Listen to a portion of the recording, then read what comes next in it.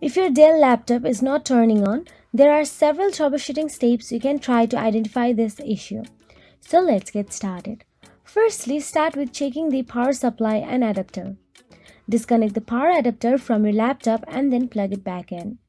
Check for any physical damage to the power cable or adapter.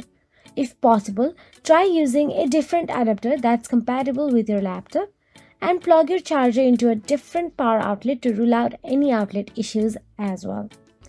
Secondly, perform a hard reset. Disconnect any external devices like USB drives, external hard drives, and many more. Then remove the battery if it is removable. Some Dell laptops have removable batteries. So remove it, wait for a minute, then reconnect it. Then hold down the power button. Press and hold the power button for 15 to 20 seconds to drain any residual power. Reconnect the power supply and try turning on the laptop.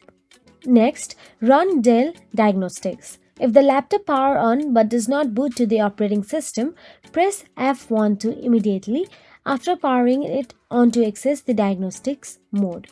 Select Diagnostics from the menu and let it run. It will check for any hardware errors and report them to you. If none of these steps work, the issue may be hardware related and require professional service. Contact Dell support for further assistance, especially if your laptop is under warranty. If you found this video helpful, please like, share and subscribe, and thank you so much for watching.